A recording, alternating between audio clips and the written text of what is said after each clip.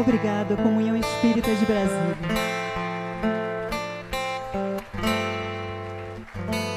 Todos podemos fazer. Porque alguns de nós trazemos de muitas vidas e também da nossa cultura presente, do nosso momento evolutivo nesse planeta, uma perspectiva que é isso ou aquilo. Quando é isso, é aquilo. A gente tem coisas que a gente já adquiriu desse copo meio cheio e coisas que a gente ainda está trabalhando, que é o meio vazio. Esse copo meio vazio que cria um vácuo para poder trazer para a gente um passinho a mais, vem mais um pouquinho, a vida de novo perguntando para a gente. E esse estudo de hoje, gente, ele é com emoção. Esse livro ele tem alguns momentos que ele traz experiências dos espíritos no mundo da erraticidade, ou seja, o mundo espiritual, depois que a gente já passou para o outro lado. E que existem conflitos, existem questões delicadas, existem resgates espirituais, então hoje é com emoção, tá bom? E antes da gente entrar na narrativa, que eu selecionei algumas partes para ler para os senhores, para atualizá-los, aqueles que não leram o livro, eles colocam aqui, ancorando o capítulo, um trecho do Evangelho segundo o Espiritismo, capítulo 28, item 81. Abre aspas.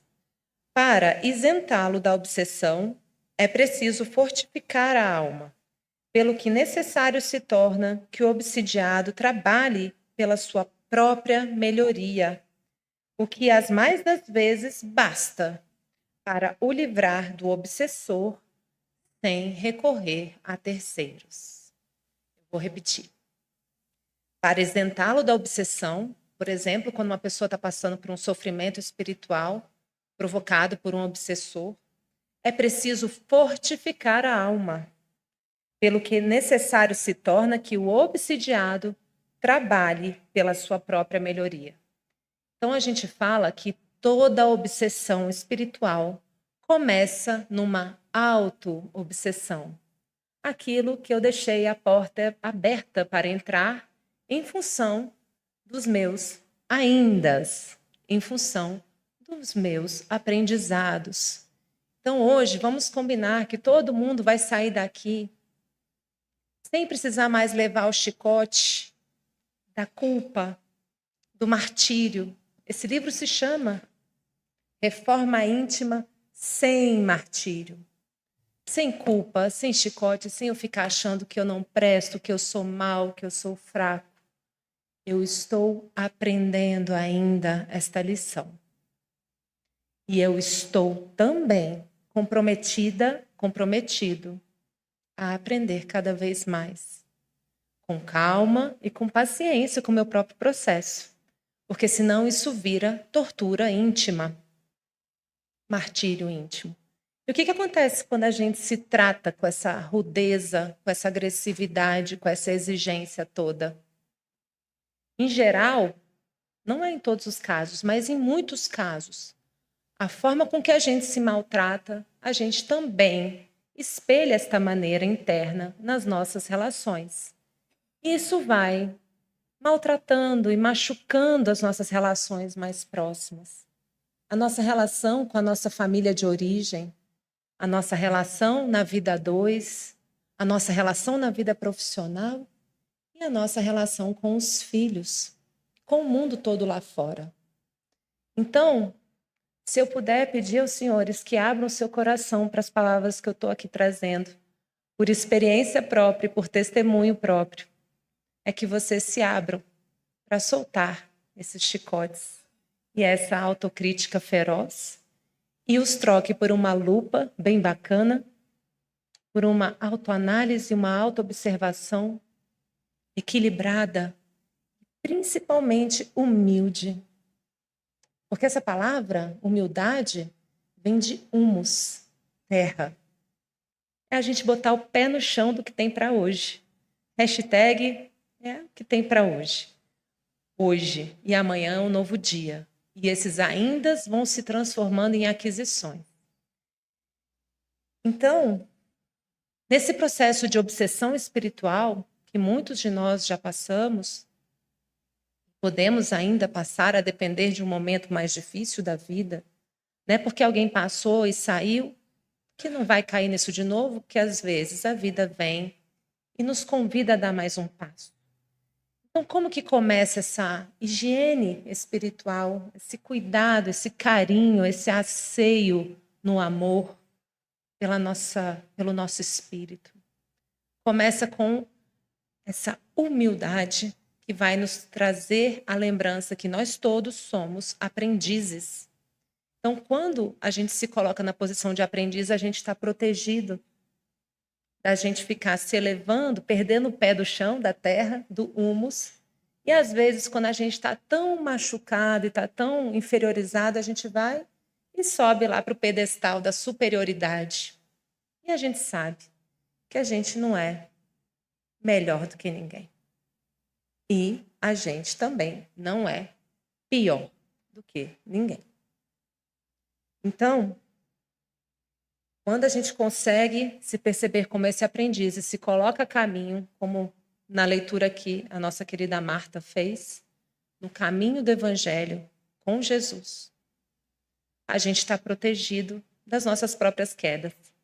Porque quando a gente cai, quem que a gente encontra de novo? Humus, terra. Quando a gente se esborracha no chão, o que a gente faz? A gente usa esse mesmo chão que a gente caiu para se levantar. Com os aprendizados daquela queda. Com as aquisições, os jaés que vêm com aquela experiência. Caímos. Então, não é sair por aí dizendo, caí mesmo, não estou nem aí. Não é isso. Caí, compreendi e aprendi. Com suavidade, com alto amor. Lembre-se sempre, alto amor passa longe de egoísmo, tá, gente? O alto amor é esse amor que a gente capricha aqui dentro, no como a ti mesmo. Lembra que Jesus nos conclamou? Ao próximo, como a ti mesmo. E se esse como a ti mesmo estiver descuidado, a gente vai tratar os outros com o mesmo descuido.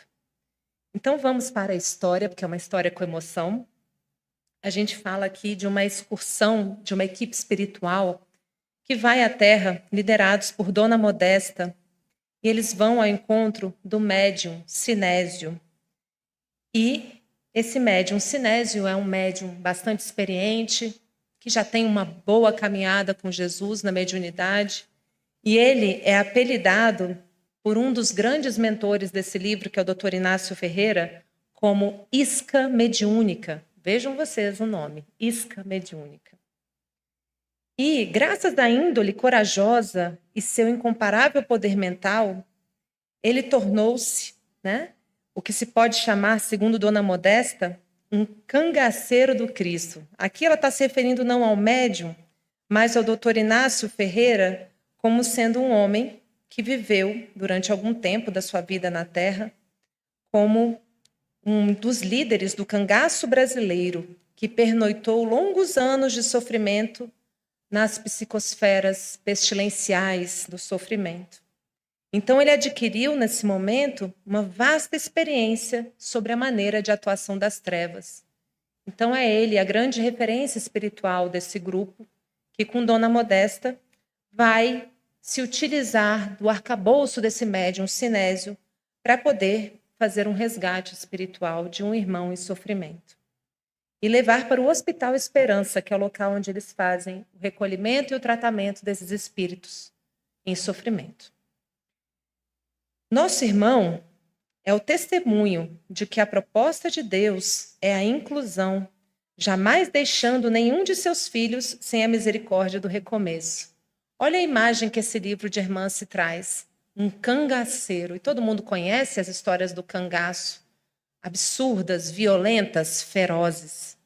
E essa é uma história de um homem que se recuperou vindo exatamente daí e que, utilizando os recursos que ele teve nessa experiência, a sua coragem, a sua bravura, a sua capacidade de enfrentar grandes perigos para a seara do Cristo. Por outro lado, temos aqui esse irmão encarnado, que é o Sinésio, que é um médium aplicado e de vastas qualidades em desenvolvimento com seu esforço moral. E esse médium orava, tinha um campo mental muito tranquilo, muito sereno, mas no dia do trabalho espiritual, a equipe chegou lá na casa dele às 7 horas da manhã para prepará-lo para esse trabalho. E já havia acontecido a ligação espiritual com esse irmão em sofrimento, que muitas vezes na espiritualidade, até por conta da psicosfera que está sendo vivida ali, os transforma num dragão. E eles se referem a dragão porque é como se fosse mesmo um mimetismo das energias e que o transfigura para essa imagem momentânea, até que depois de processos desobsessivos ele possa retomar a sua forma humana novamente.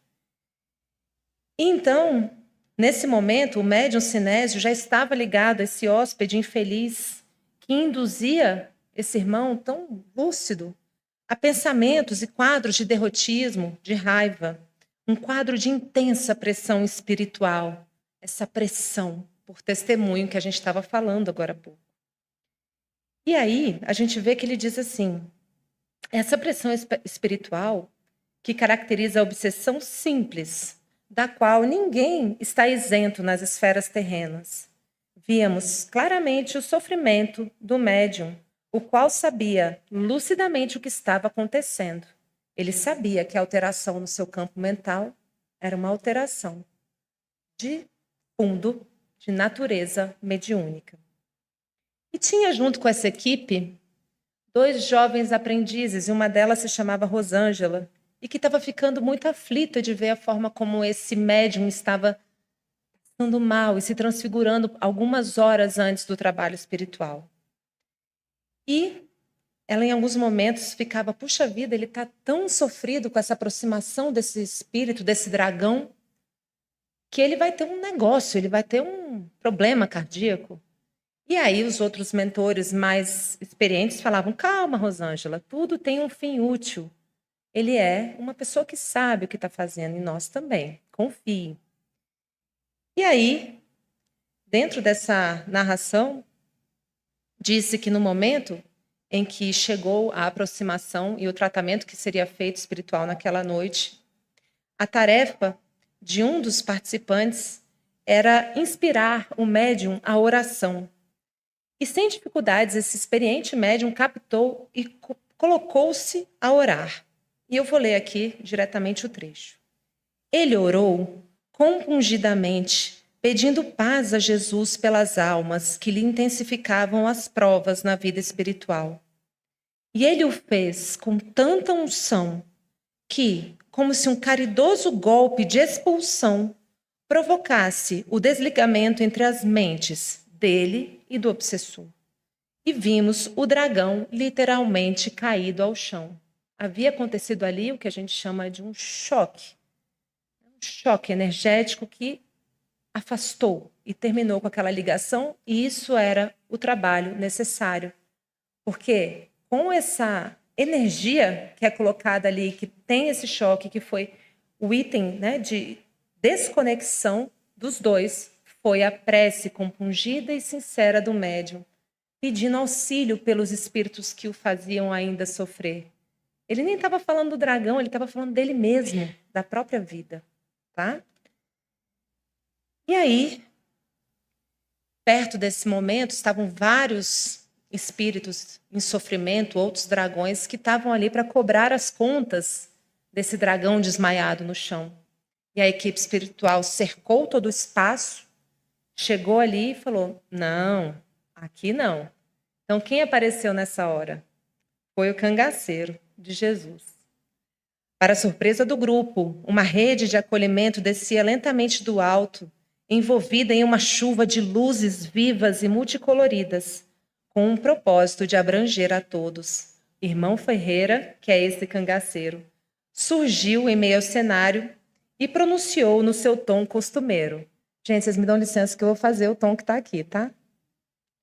O que vós-me acha que vai fazer aqui? Nós estamos aqui em nome de nosso Senhor Jesus Cristo e pedimos a bênção de Deus para todos vós-me. e um dos dragões raivosos querendo,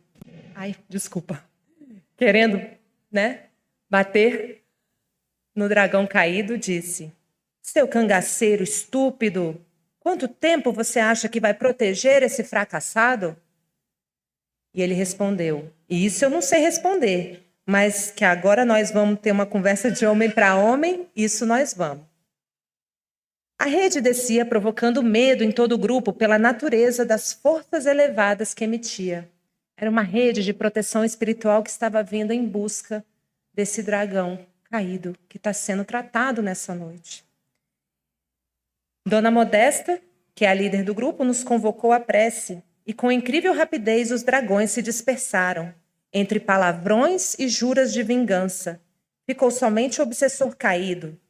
Irmão Ferreira, literalmente, colocou-o no colo e levou-o para um poço das nossas movimentações. Aquela médium mais inexperiente, na verdade, aquela aprendiz que estava acompanhando o grupo na erraticidade, disse: já que o obsessor vai ser beneficiado, o que o meu irmão fará pelo médium? Ela perguntou para o cangaceiro. Ela estava preocupadíssima com o médium, que estava passando mal antes, né? E o cangaceiro responde: ô menina, se vós me quer paparicar menino sadio, pode ficar aí, paparicando. Eu vou para onde Jesus correu com suas bênçãos. Vou acudir os obsessor. Isca é para ser devorada. O que interessa é o peixe devorador. Foi isso que esse irmão, o espírito mais elevado ali do grupo, que se colocava com essa voz de cangaceiro, mas que tinha um domínio absoluto ali dentro da sua possibilidade, dentro daquela esfera, de fazer o acolhimento de um dragão caído.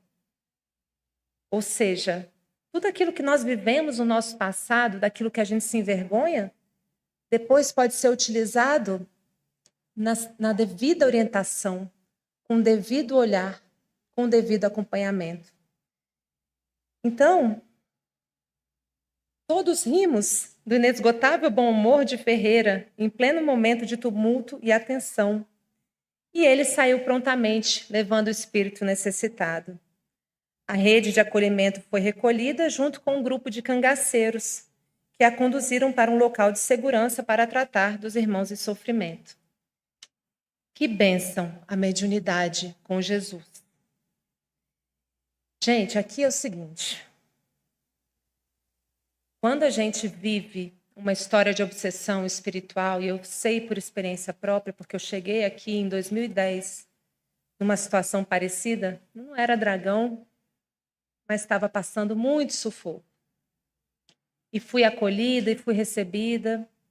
E eu pude entender que muitas vezes nós estamos passando por isso quando estamos num enrendamento. Vocês já viram aqueles cabelinhos de maracujá? Ele parece que enrola em torno da gente. Então, leva um tempo para a gente conseguir se libertar e se fortalecer para conseguir encontrar uma nova sintonia interna para que a gente possa se prevenir. E aí, ao invés da gente virar, né, o velcro que gruda, a gente vai virando aos pouquinhos o teflon para desenvolver o nosso teflon espiritual. Ao invés de ter um médium que é um fio desencapado, que é assim que muitas vezes eu me percebia por conta da minha mediunidade muito ostensiva, eu fui me tornando aos pouquinhos e ainda sigo nessa peleja de um fio condutor. Por que peleja? Nessa caminhada abençoada.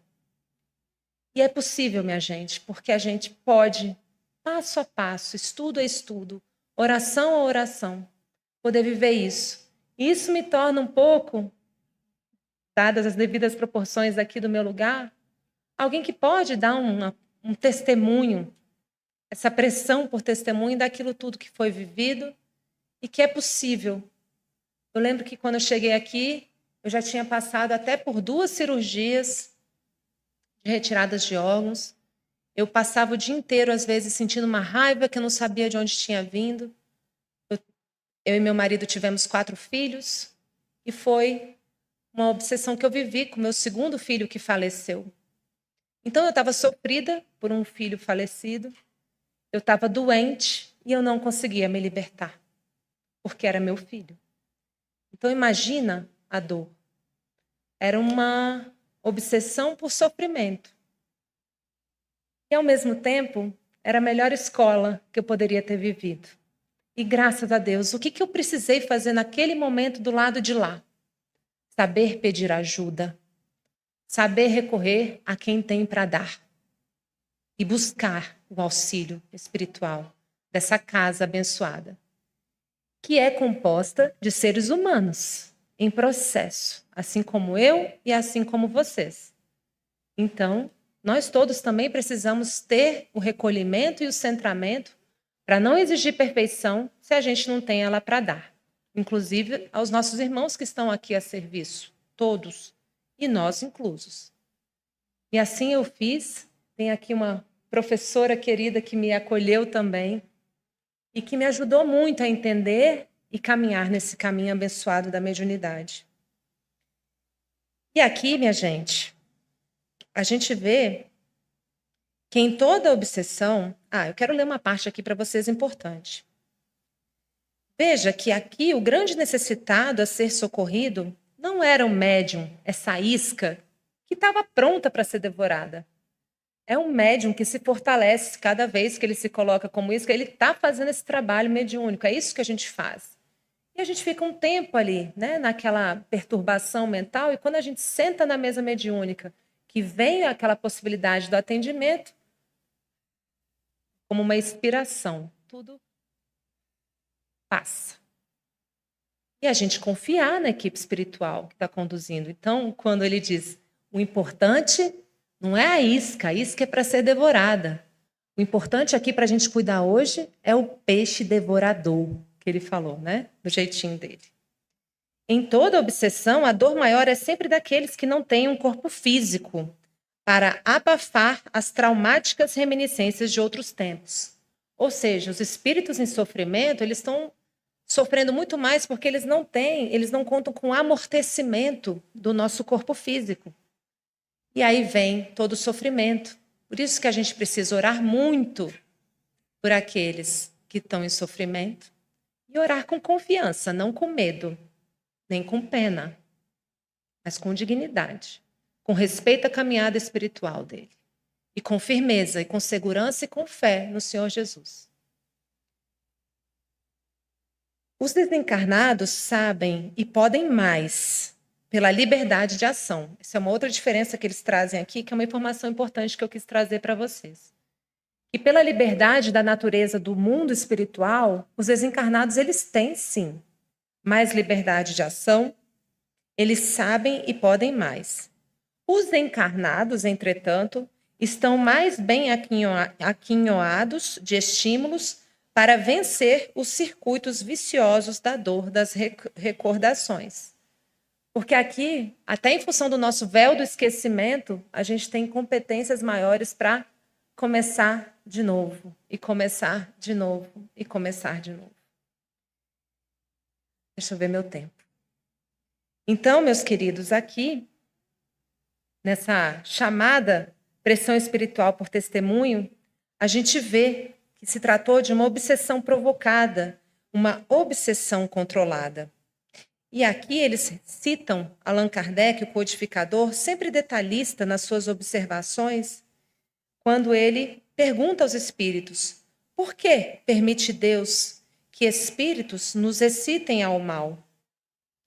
E a resposta foi, os espíritos imperfeitos são instrumentos próprios a pôr em prova a fé e a constância dos homens na prática do bem.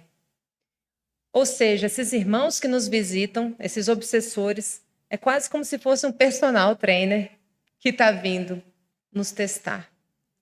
Confiem em Deus, confiem em si mesmos, saibam pedir ajuda, façam as suas preces, renovem seus espíritos na casa. No Evangelho no Lar, que é para a gente começar esse trabalho, basta um na casa fazer o Evangelho no Lar. E todas as coisas, senhoras e senhores, vão clarear. Porque quem faz o Evangelho no Lar está abrindo uma porta da sua casa para a espiritualidade amiga chegar e trazer um sinal atrás do outro. E quem precisar, a casa, a Comunhão Espírita, dispõe de um grupo no qual eu trabalhei durante 3 anos, toda terça-noite indo na casa de famílias, auxiliar na implantação do Evangelho nos lares, sentar, conversar em família, ler rapidamente o Evangelho, fazer comentários e começar a sua semana de novo e de novo e de novo. Então, quando a gente sobe a nossa energia com uma oração, vem aqui na casa espírita, subiu, aí começa a baixar, a energia começa a baixar, o que eu faço? Eu dou um outro peteleco para ela subir de novo. Uma palestra, eu vou na casa tomar um passe, eu faço o Evangelho no lar, eu vou elevando a minha frequência. E aí, gente, não tem mais velcro, não tem mais encaixe, não tem mais, né, aquela coisa do teflon que eu brinco, é com relação aos espíritos em sofrimento. E eles ainda pegam carona na nossa evolução. Então, sempre que eu faço Evangelho no lar lá em casa com a minha família, eu faço com os irmãos que porventura estejam ali necessitados. E depois a própria equipe espiritual encaminha. E a gente se torna um ponto de luz nessa cidade, nesse Brasil e nesse planeta. Então confiem, assumam o volante das suas vidas, assumam o protagonismo das suas vidas e queiram pedir ajuda, seguir adiante e vencer toda e qualquer possibilidade de obsessão e de sofrimento. Tá bom, queridos? Tudo é processo, tudo é aprendizado. E eu que cheguei aqui de joelhos também ainda sigo dando essa palestra de joelhos, porque sou sempre a maior necessitada. Graças a Deus eu continuo aqui aprendendo. Confiem e acreditem, porque isso tudo pode ser vivido. Gratidão.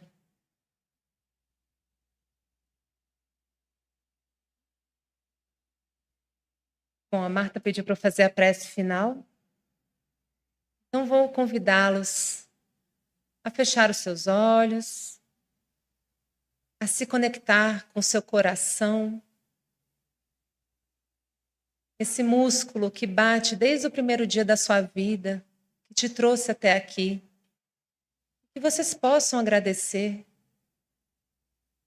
por ele ter te trazido até o dia de hoje, porque Deus disse sim para a sua vinda, para a sua existência nesse planeta. Agradeçam também a família terrena que os recebeu, que ainda que imperfeita e também em seus próprios processos de aprendizado, foram ali os portais da sua chegada nesse planeta.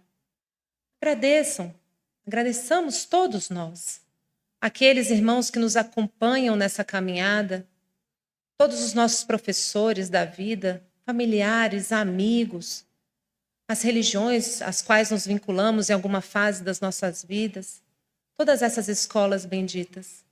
E também aos inimigos e aos obsessores que simplesmente estavam nos testando e nos treinando nesse caminho de fé e que eles são, sim, os mais necessitados.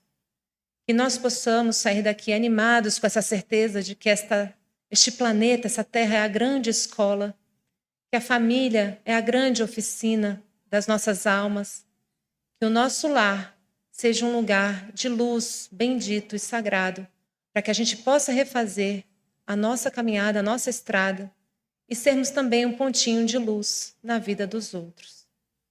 Assim seja. Graças a Deus e graças a Jesus.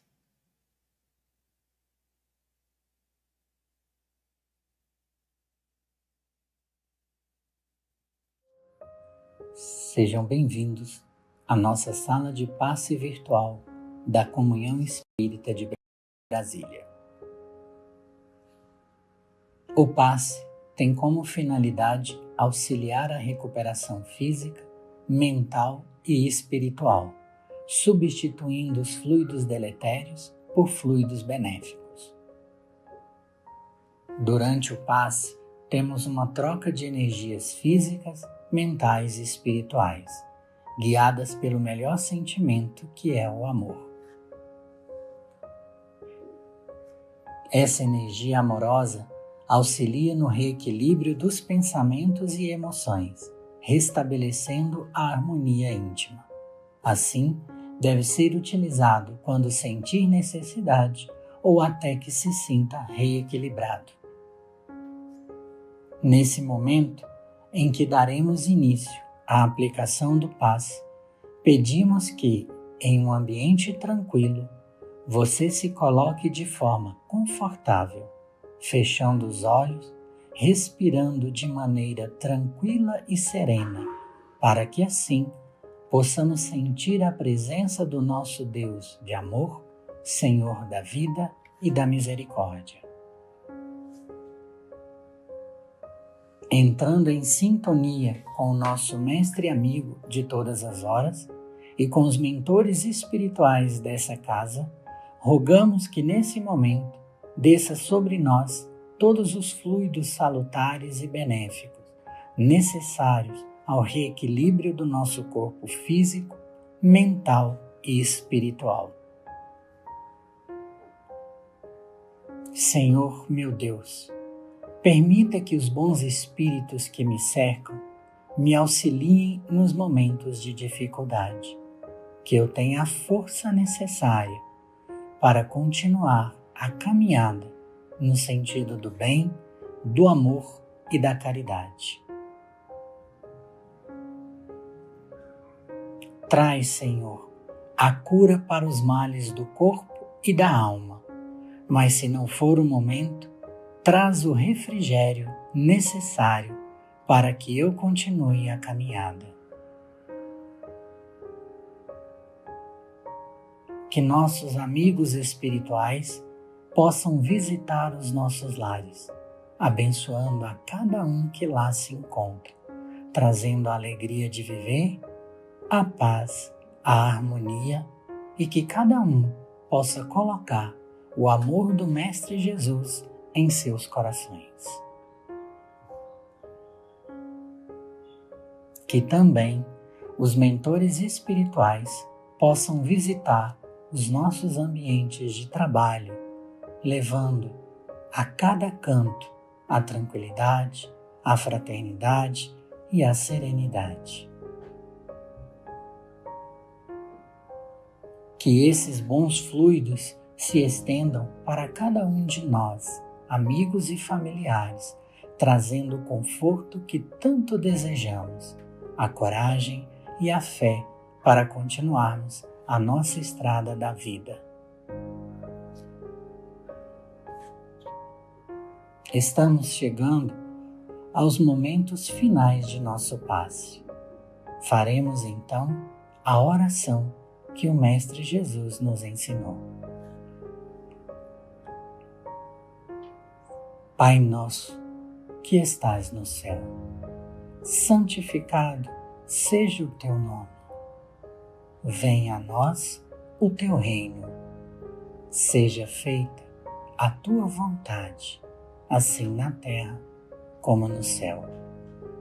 O pão nosso de cada dia dai-nos hoje. Perdoa as nossas dívidas, assim como perdoamos aos que nos devem. Perdoa as nossas ofensas, assim como perdoamos aos que nos ofendem. Não nos deixes entregues à tentação, mas livra-nos do mal. E nesse momento, calmamente, vamos abrindo os nossos olhos, retornando ao nosso ambiente com paz e vibrações fraternais.